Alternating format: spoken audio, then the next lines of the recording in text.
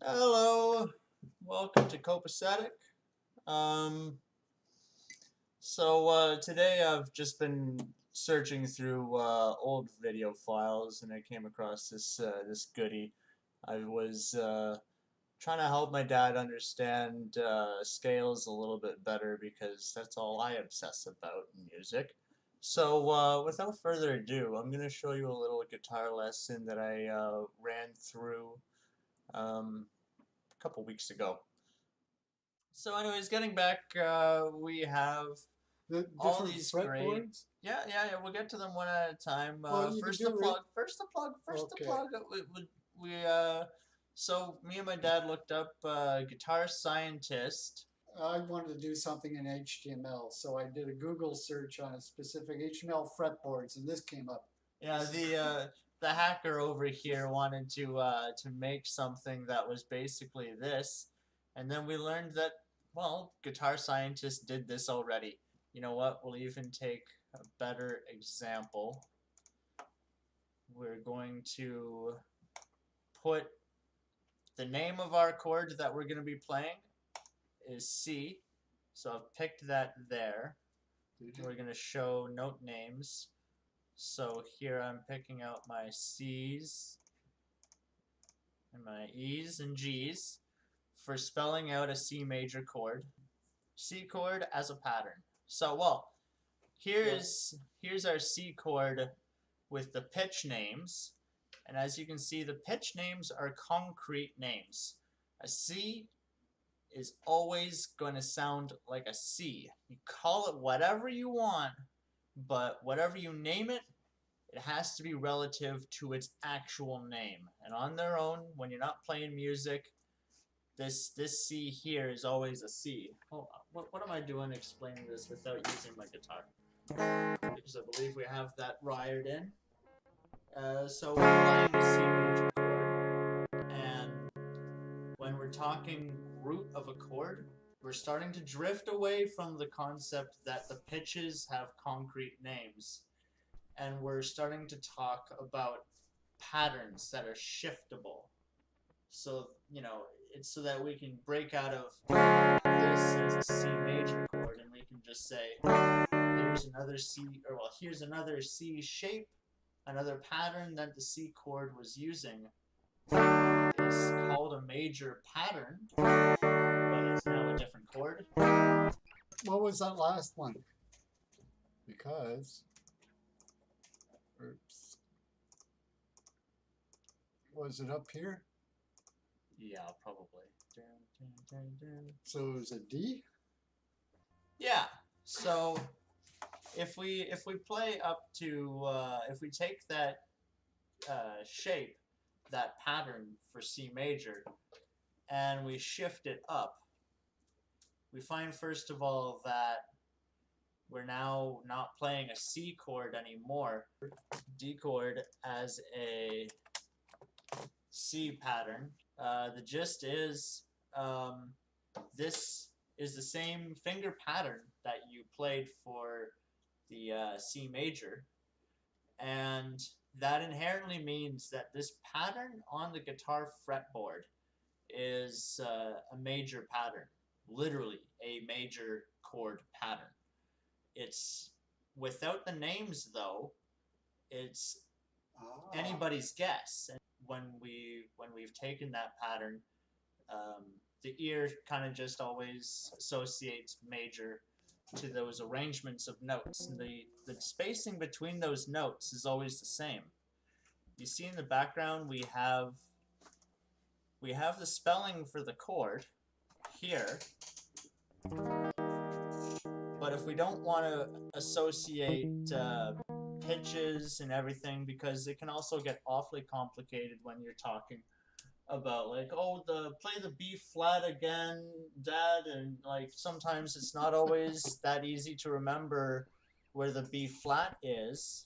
You mean the A sharp? Exactly. Right. So that's when we start talking. Okay, enough nonsense. We're in D.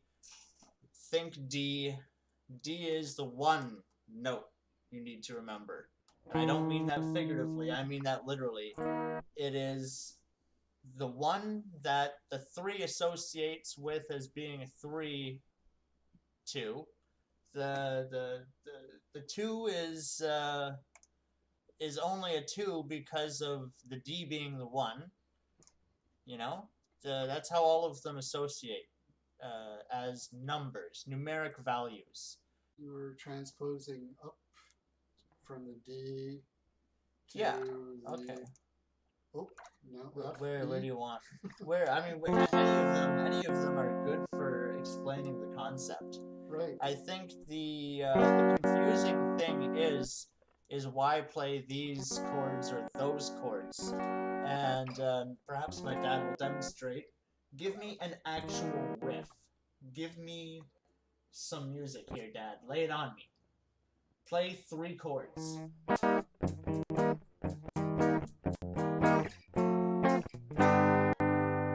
All right, and then you played. What was that? A G? F sharp. Oh, F sharp. Oh, interesting. Spicy. Yeah, I don't know why. I should have probably played an A. Either way. Yeah, we'll go with that one instead. An A?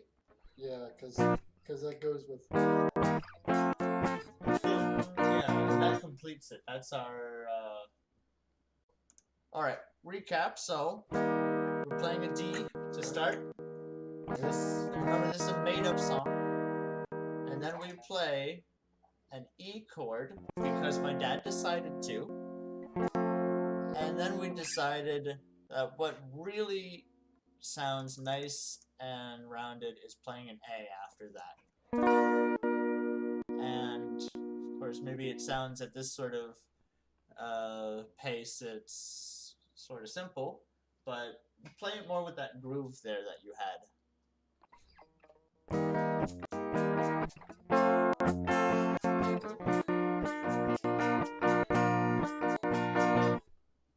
And there you go. He can just spin that around continuously, and that's music. Oh. It just sounds nice and well rounded to take this shape and then play another shape that's 2 semitones up. It's 2 fret notes up from the first chord shape that you played, and then you bring it way up to how many frets up is that? From E? From the E, 1, that's 5. 2, 3, 4, 5. So taking that whole 2 frets up and another 5 frets up approach to understanding how far away do these nice notes sit from each other.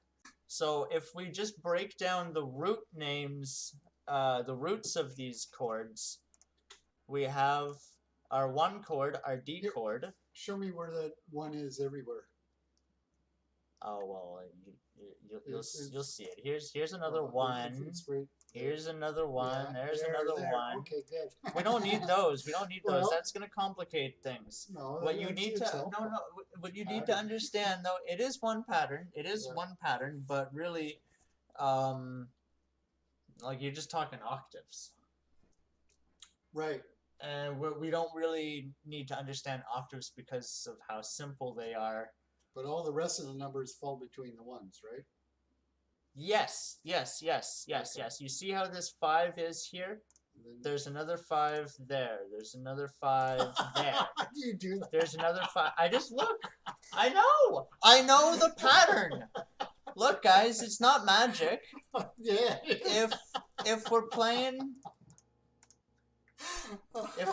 a D note, and then we play an E note, and then we play an E note, it's the same as playing these notes, guys.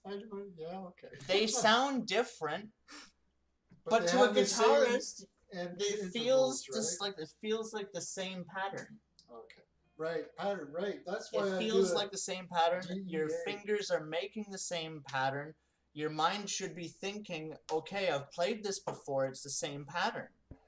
You don't need to think to yourself, oh, I get so confused with my F sharp major chords and the G flat minor chords and the E 7 chords. You don't stop naming them. Stop naming them. Just get used to. There's our G chord. Move it up to. There's our A chord. Let's go back.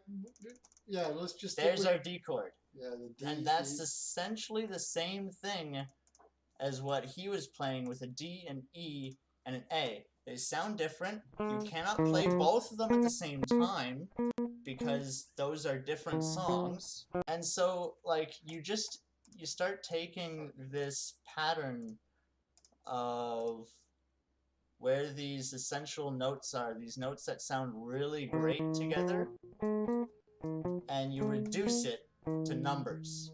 1, 2, 4, 5. Those are the best notes to play. What about the 7 though? As chords. Oh, as yeah. chords. Well, yeah. I mean, there's your 7. 3?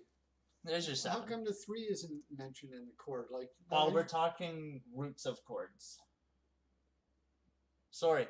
What I should mention is when I'm singling out these individual notes, I'm implying that we're playing. Okay, I understand. All right. Yeah. So the D, the E, the G, and the A, the roots of chords. Yeah, the roots of chords. Okay. Never mind your thirds. Yeah, never mind your thirds, because as a chord, a third chord is not that special. Play a C, and then play an E minor. A lot of it doesn't really move around. And then playing a D sounds so much better when you play a C chord. What do you most naturally want to play?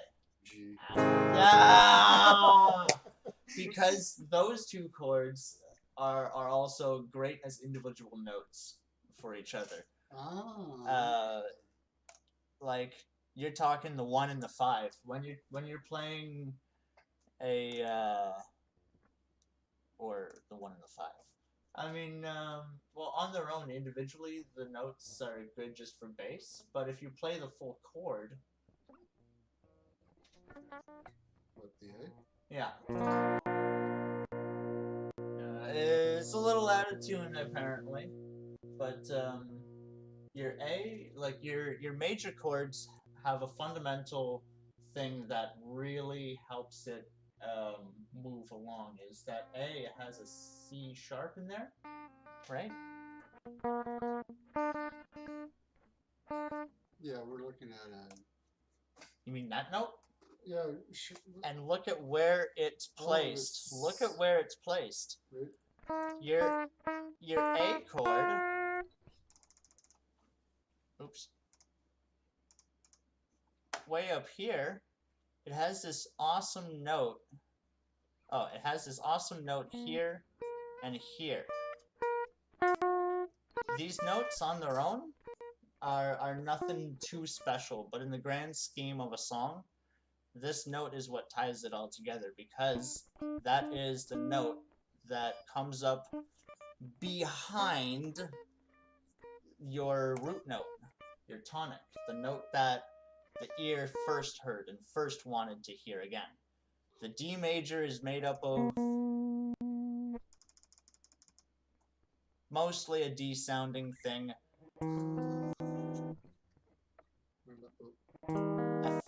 A major third, which is an F sharp. We don't need to remember the name F sharp anymore because we're talking D, so we're talking thirds. The thirds, they just help elevate the D sound, but they also have a little bit of movement towards the 4 because of the way the third works. And that's why I just love this whole coupling of semitone coupling of notes is the most important thing in music. That's what helps music sound interesting. And like, I know it gets a little bit this looks a little bit difficult to look at.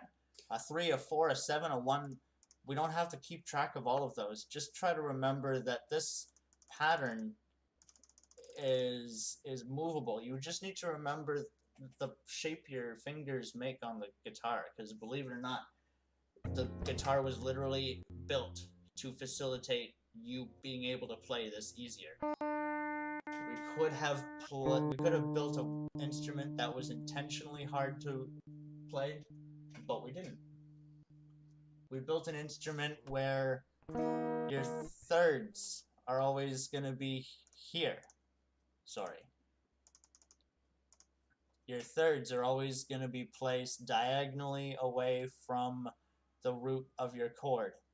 What do we know about the F sharp, ladies and gentlemen? The F sharp is here. Isn't it like it's also here. It's like the seventh. No. No, the fifth before the diagonally root again? off of the root of the chord will always be the third. So just play that. Play like your 5th fret again, and then play the 4th fret of the next string up. No. Just take those 2 chords, those 2 strings. Yeah. And place them anywhere. And just be conscious of this note. Just be conscious of this first note that you're picking. The note that you deem to be special, the note you wanted to start playing, is this note. The most important thing for you to decide later is, do I play minor or do I play major? Minor chord, major chord. That's the only difference. I'll show you why. Numbers. What was the numbers on that? So as intervals, we have minor and major. Go back to those. So here's a third tacked into our D. So what was this back here? And then this one? Oh, okay. That's also a 3. And then what was it down below? You said minor or major? Yeah. A flat third. A flat third makes your the chord a minor or a major. Okay. Without the third, that's what we call a power chord, also known as a 5th chord. Because the only other note in this chord is a 5. That means the chord hasn't decided whether it's major or minor yet. It is just D. It is D for D's sake. The 5? The A? It's not even that relevant in the toning of the chord. Your ear still hears D, even though the A is thrown in there. So power chords, the 5th note of your root is always there just to help support its tonality. It is when we get into thirds that we start talking about whether it's a chord that wants to flow upwards into the brightness category of tonality or down into the more mellow, somber tonality. You can play around with those like 7s and 5s and 4s against the 1, and that sounds great and all. But you notice now how like playing a minor chord and then playing the same chord but a major after really doesn't sound all that great. No, it doesn't. No, and it's like, why? Why does that note matter? It's like, make up your mind. Play any other note but that one and fool around with that one. Okay. So we have our notes for our D major scale. That is the most quintessential major like tonality. That is the bedrock of major sounds. Just to tease you, it's a scale. Yeah, learn it. You now know D major scale. F sharp and C sharp. F sharp and C sharp. Yeah, you can think about it in terms of a piano. Play all the white notes except for the F and the C. A, B. No, B is still B. Yeah, A, B, no C. A, B, C sharp, D, E, F sharp, G. Yeah. Okay. So, I mean, maybe where we could leave it is when we're talking scales, when we're talking degrees, I guess more specifically, the major scale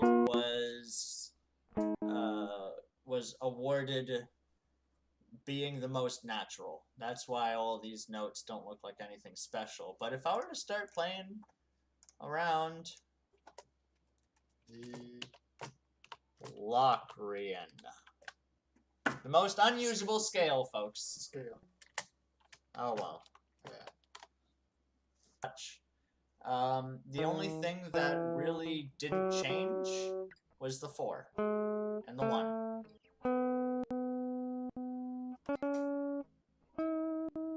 Really? Yeah. Yeah. But now I'll show you something. Do you see this? Yeah. Between the 1 and the flat second? Yeah. And then you see up here, the 4 and the flat 5? I don't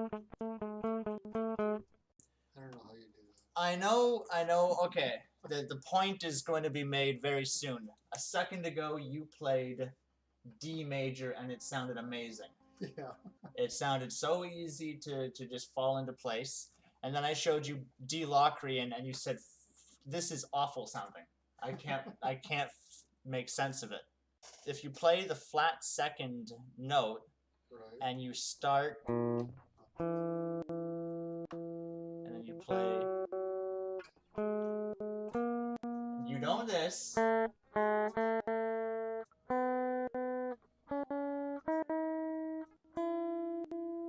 What does that sound like? That sounds like the major scale you just played a second ago, right? Oh! Why does it do that? Because D Locrian, another way to call it, is E flat Locucious. major. We've come full circle and we're now playing a major scale in a totally new place. Yeah, that's how it should be. Okay. Somehow I had that in there. Anyways, I think that was left over from D Locrian or something else. Anyways, once you've ingested one sort of scale, get used to the spacings, get used to what you're not playing, get used to the patterns that emerge that you can see visually that are the most interesting. The 3 and the 4 in a major scale are butt up against each other. The 1 and the 7, they're butt up against each other, fret by fret. And when you have a 3 here and a 4 there, and your next string is tuned up to your 4th. Yes. Yeah, when it's tuned up to your 4th, because 1 and 4 are always above each other, unless you get to B. We're not going to touch B. What was the other one that was always above each other? 5s. 5 is above the 1, and the 4 is, and the 1 is above the 4. 1 above the 4. So this and then would be... 5 is above the 1. Oh, but this is off because 5, 1, 4. Except on the B string. 1, 4. Above that would be a 5, also known as a sharp. Put yourself on the spot, people. I pulled that one out of my bum. A sharp. You see? Like, I'm not just making this stuff up. The fretboard doesn't even end at E's. We could theoretically extend our strings up to infinity or down to infinity. We just have to remember that the patterns will always stay the same, no matter what. Okay. Alright, so that's the video for the day. Geez, this felt like a breeze. All I did was editing today, but I hope you like it. I tried to pull out all the juiciest bits of information for you. If learning a little bit of advanced theory is your thing, this is the perfect thing to jump right in from. Anyways, we'll see you in the next copacetic. Bye.